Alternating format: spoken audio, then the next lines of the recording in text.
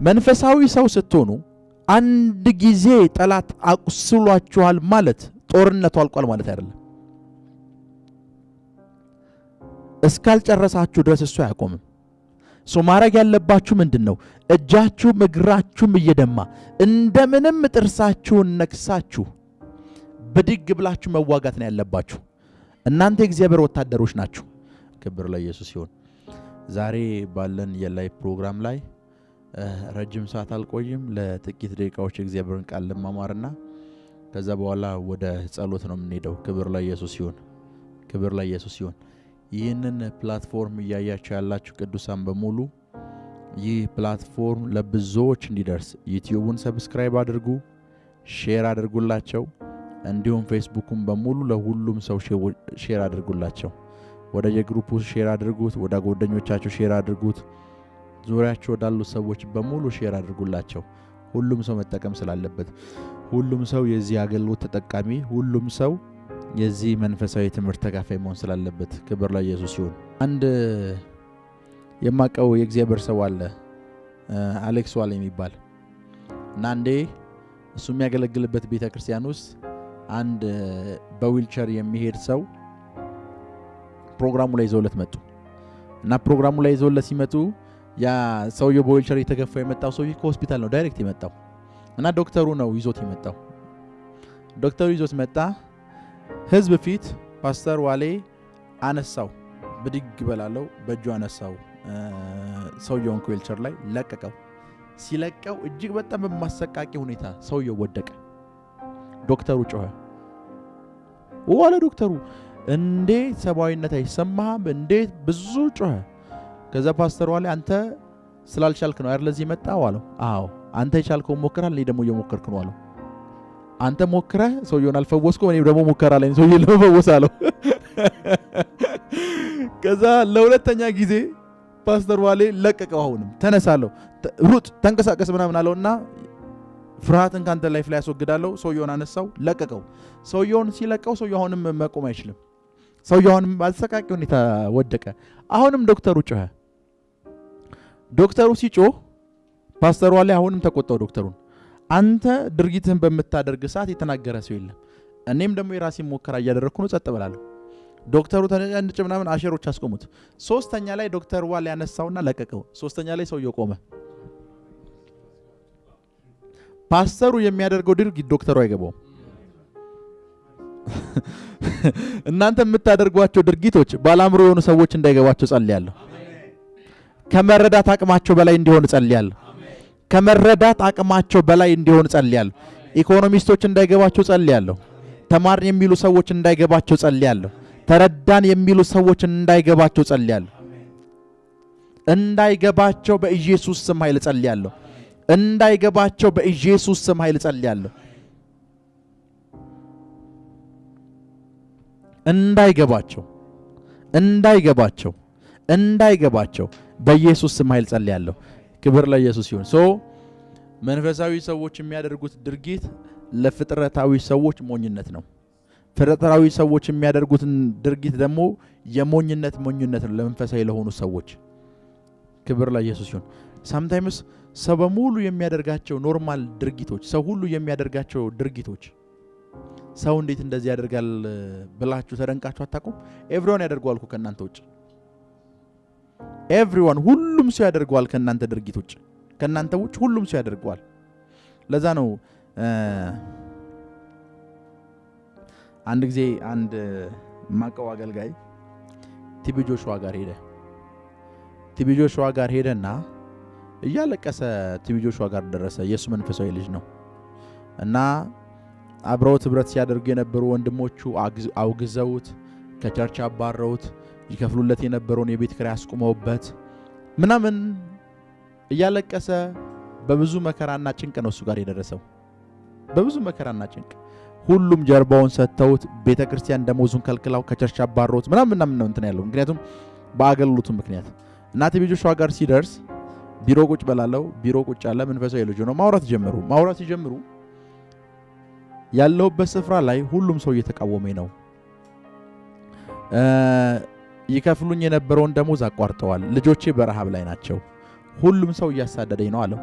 ከዛ እንደዛ ሲለው እሱ የጠበቀው ቲቢ ጆሹዋ አብሮት የሚያለቅስን ይመሰለው። ቲቢ ጆሹዋ ዌልካም ቱ ዘ ክለብ አለው።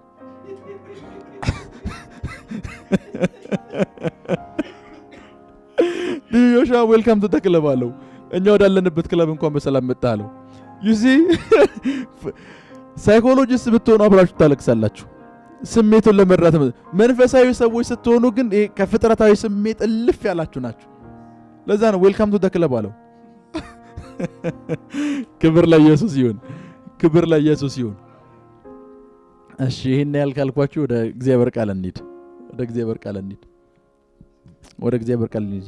መሳፍንት 20 እንከፍታለን። መሳፍንት 20 የመሳፍንት መጽሐፍ ምዕራፍ 20 ፍጥረታዊ አሁን በእነዚህ 10 ቀናቶች መንፈሳዊ ምዕራፍ 20 ቁጥር 17 መንፈሳዊ ነገራችሁ እጅግ በጣም እየታደሰና እየተቀየረ ስለሆነ እመኑኝ እናንተ የምታደርጓቸው አንዳንድ ድርጊቶች ፍጥረታዊ ሰዎች አይገባቸውም።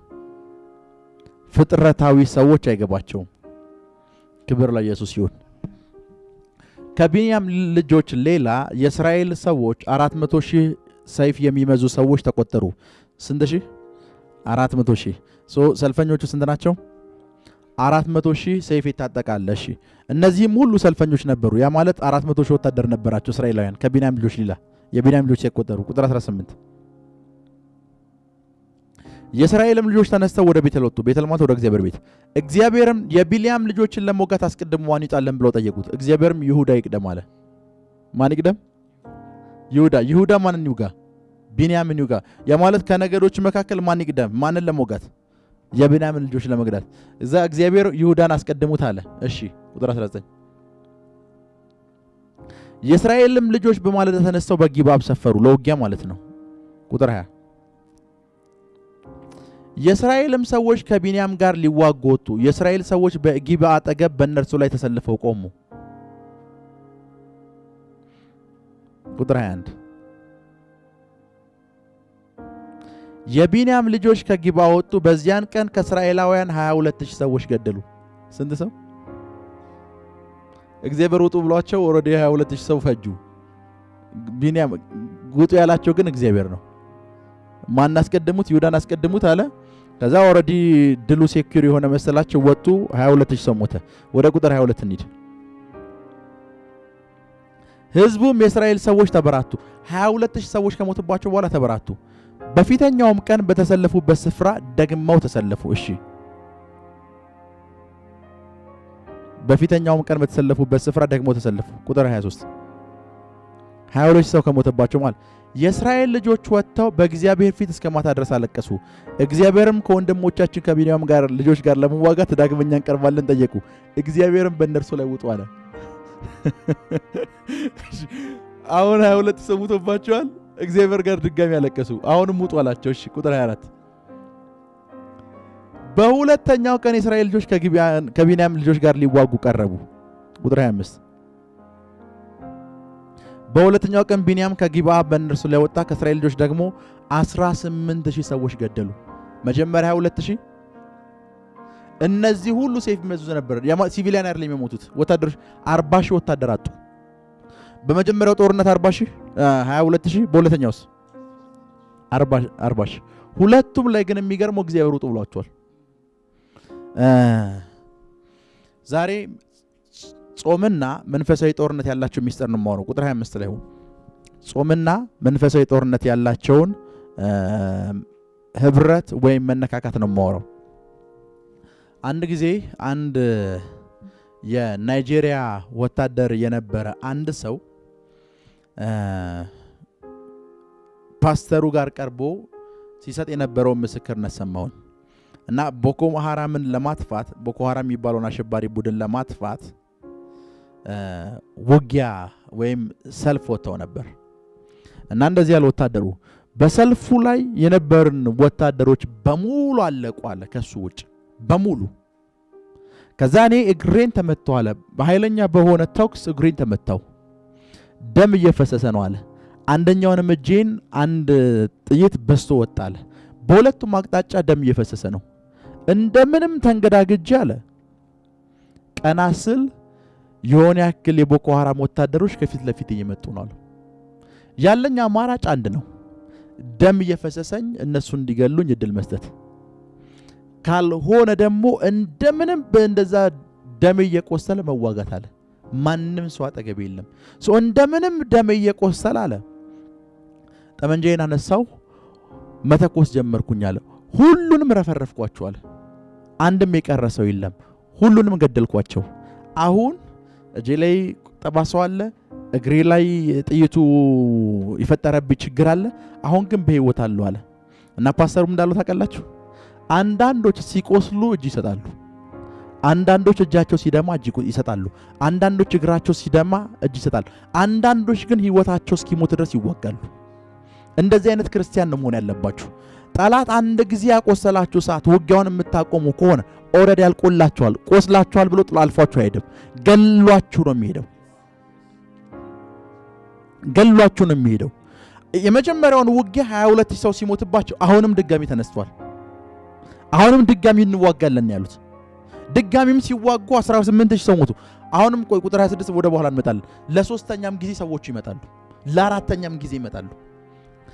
መንፈሳዊ ሰው ስትሆኑ አንድ ጊዜ ጠላት አቁስሏችኋል ማለት ጦርነቱ አልቋል ማለት አይደለም።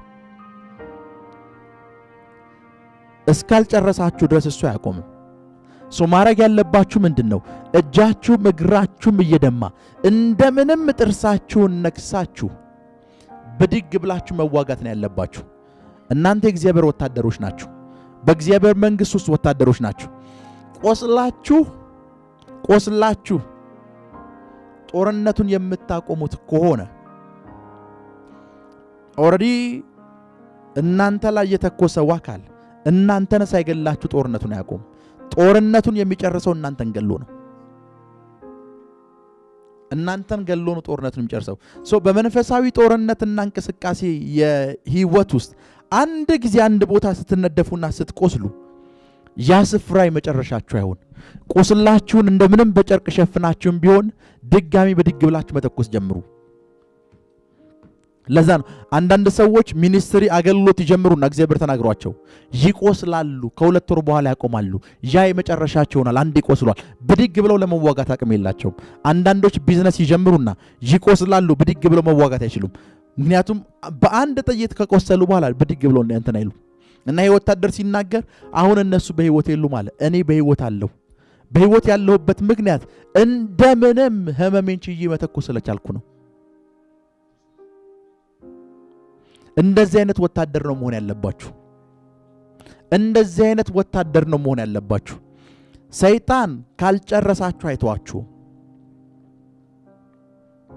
መጽሐፍ ቅዱስ እንደዚህ ኮን ሊሰርቅ ሊያርድ መጨረሻውሳ ሊያጠፋ ሊሰርቃችሁ ይሞክራል፣ ሊያርዳችሁ ይሞክራል። የመጨረሻው ታርጌቱ ማጥፋትና መግደል ነው። ካልገደላችሁና ካላጠፋችሁ አይቆም። ተሰረቅንና ታረድን ቆሰልን ብላችሁ ካቆማችሁ ኦልሬዲ እመኑኝ የዛን ጊዜ እጅ የሰጣችሁ ሰዓት ጠፍቷችኋል፣ ያጠፋችኋል። ማድረግ ያለባችሁ ምንድነው? እንደምንም ቁስላችሁ ላይ ጨርቃችሁን አስራችሁ ብድግ ብላችሁ መዋጋት ነው። ብድግ ብላችሁ መዋጋት ነው። ለዛ ነው አንዴ በቆሰላችሁበት ጉዳይ ላይ፣ አንዴ ጠላት እናንተ ላይ አቅም ባገኘበት ጉዳይ ላይ እጅ ሰጣችሁ አትቀመጡ። ምሳሌ መጽሐፍ ቅዱስ ተጽፎ ባናገኘውም በየዕለት የህይወታችን ልምድ ውስጥ የምናገራት ቃል አለች። ምን ምትል? ክርስቲያን ተስፋ አይቆርጥም እንላለን። ክርስቲያን መታወቂያው ያ ነው። ቆሰልኩ ብሎ ከውጊያ ያወጣል። ቆሰልኩ ብሎ መዋጋት አያቆም። መዋጋት አያቆም። መጽሐፍ ቅዱስ ለዛ ነው መልካሙን የእምነት ገድል ተጋደል ይላል። ቢኮዝ ኤቭሪዋን ሁላችንም ወታደሮች ነን። ሁለቴ አንዴ ቆስላችሁ ካቆማችሁ ስኬት ወደ እናንተ አይመጣም። መከናወን ወደ እናንተ አይመጣም። ቪክቶሪ ድል ወደ እናንተ አይመጣም። አሸናፊነት ወደ እናንተ አይመጣም። ብድግ ብላችሁ ቁስላችሁን አስራችሁ መዋጋት ጀምሩ። መዋጋት ጀምሩ። መዋጋት ጀምሩ። መዋጋት ጀምሩ። መዋጋት ጀምሩ። ውጊያውን በሁሉም አቅጣጫ ሊከፍትባችሁ ይችላል። የቆሰላችሁ ሰዓት ጋር አታቁሙት። ብድግ ብላችሁ መዋጋት ጀምሩ። ክብር ለኢየሱስ ይሁን። ለዛ ነው አገልግሎት ስትጀምሩ ስም ማጥፋቱ የመጀመሪያው ስም ማጥፋቱ ይመጣል። ኤቭሪዋን እናንተን ለማክሰል ሰይጣን አፉን ይዋሰዋል። ሰይጣን አፉን ይከራዩዋል። ባላወራችሁበት ያውሏችኋል፣ ባልነበራችሁበት ስፍራ ነበራችሁ ያስብላችኋል። ያላወራችሁትን አወራችሁት፣ ያልተናገራችሁትን ተናገራችሁ ትባላላችሁ። ኤቭሪዋን እናንተን ዲስግሬስ ወይም የበታች ለማድረግ ይሞክራል። እነዚህ ቁስሎች አድምተዋችሁ ከአገልግሎት መስመር ከወጣችሁ እመኑኝ በየትኛውም ፊልድ ውስጥ ብትገቡ ሰይጣን አንዴ ከቆሰላችሁ እንደምታቆሙ ስለሚያልቅ አይሳካላችሁ።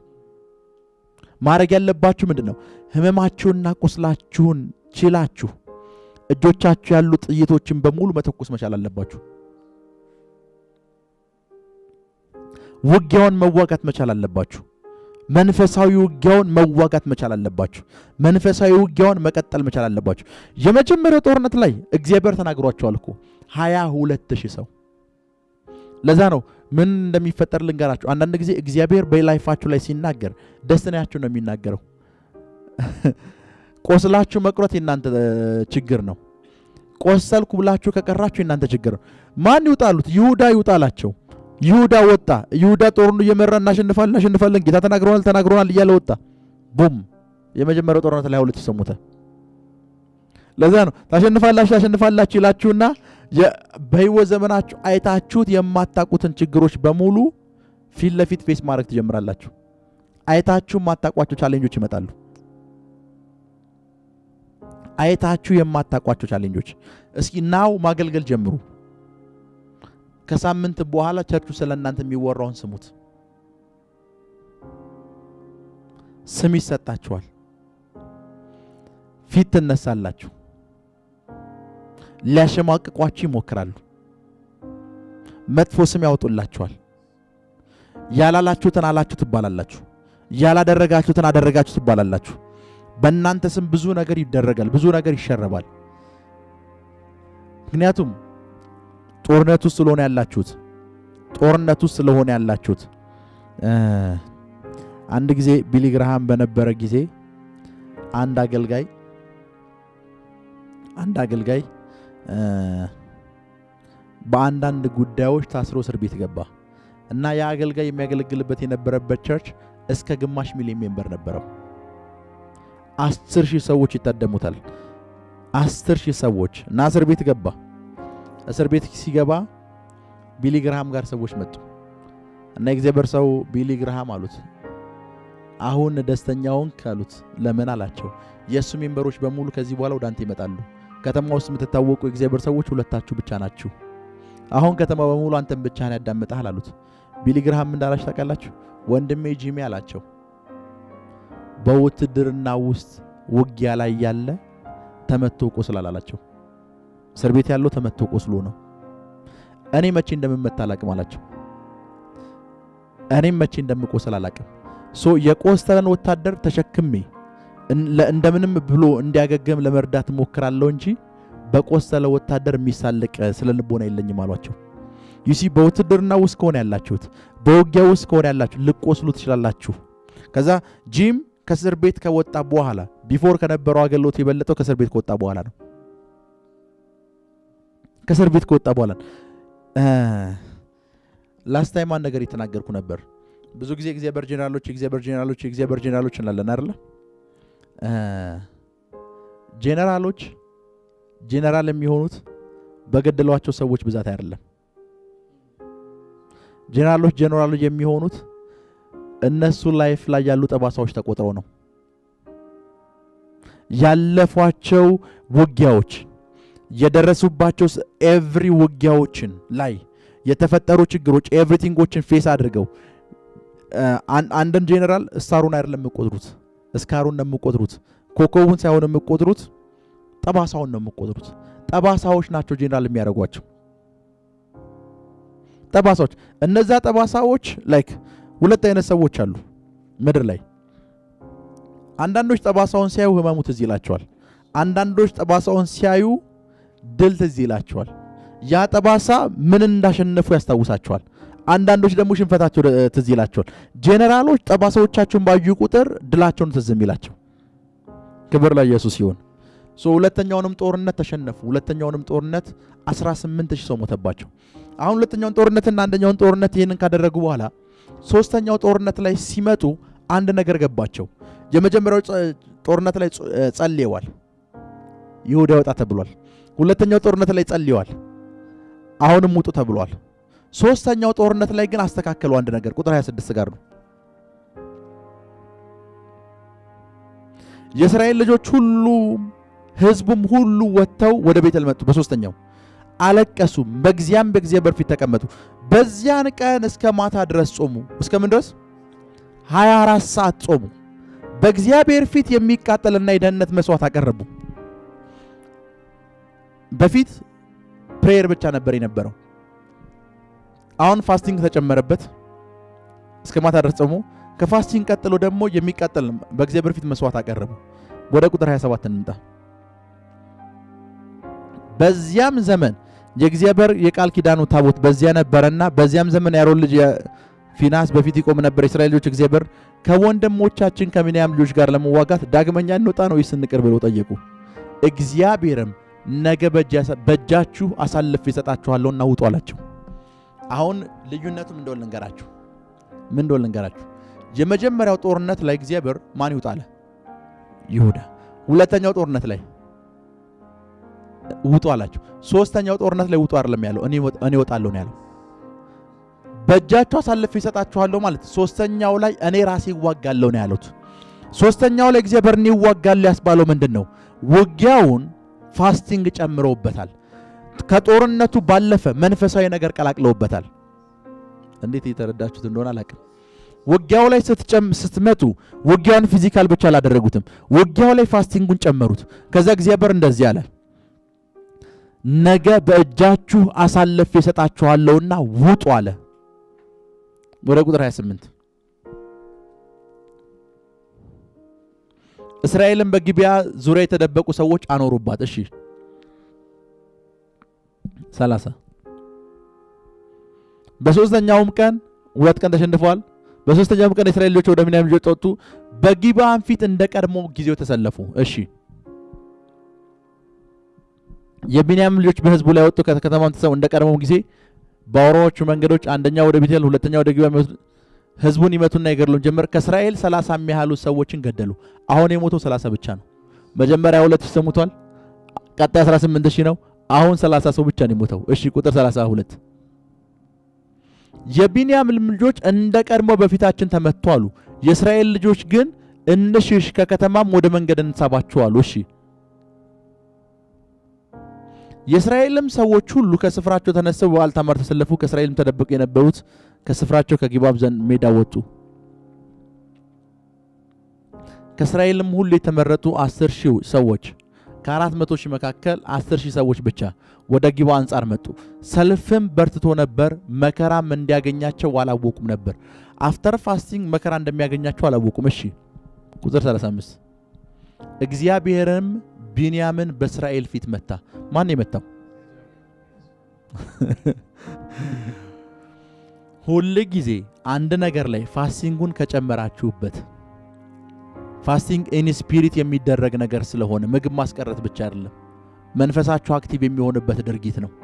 ፋስቲንግን ከጨመራችሁበት መንፈሳዊ ኃይላት ነው መንቀሳቀስ የሚጀምሩት። እግዚአብሔርን ያንቀሳቀሱት በፋስቲንግ ነው። እግዚአብሔርም ብንያምን በእስራኤል ፊት መታ። ያ ማለት እስራኤል እዚህ አለ፣ ብንያም እዛ አለ። እስራኤል ሳይዋጋ እግዚአብሔር ብንያምን መታቸው። እስራኤላውያን እያዩት ምንድን ነው? የሆነ ሰንበዲ ብንያምን እየመታ ነው።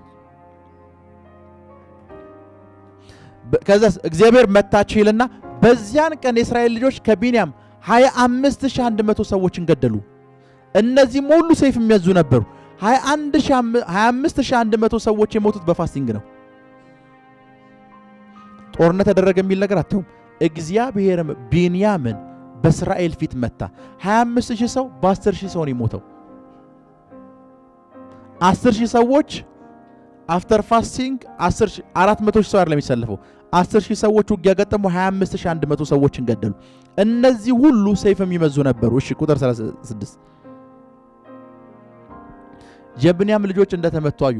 የእስራኤል ልጆች ግን በጊብዓ ላይ ባኖሩት ድብቅ ጦር ታምነዋልና ለብንያም ስፍራ ለቀቁላቸው። ወደ ቁጥር 41 እና 42 እንምጣ።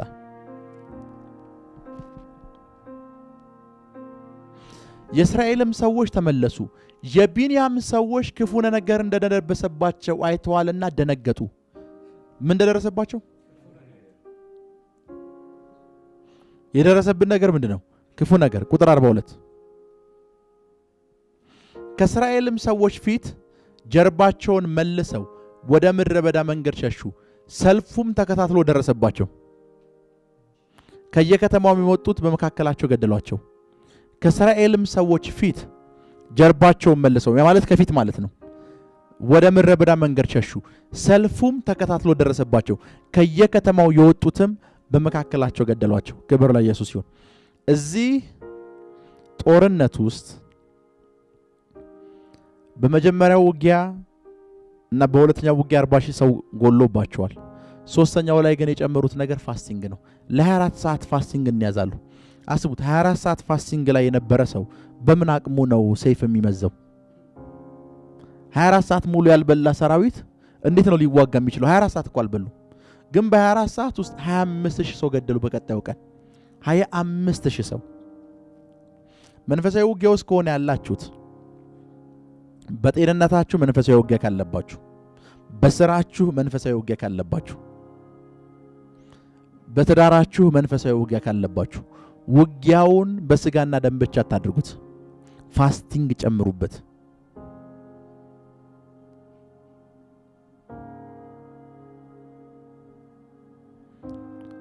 ውጊያውን ፋስቲንግ ጨምሩበት። መዝሙር 103 መክፈት ትችላላችሁ። ከመጽሐፍ ቅዱስ አንድ ስፍራ ላሳያችሁ። መዝሙር 103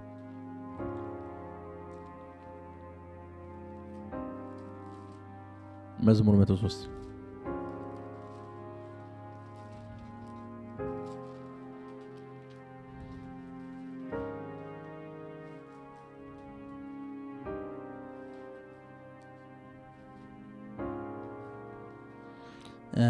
ቁጥር 20 መዝሙር 103 ፓስተር ሚኮ እንግሊዘኛው ባይብል ካለ እሱን አንብብልኝ። መዝሙር 103 ቁጥር 20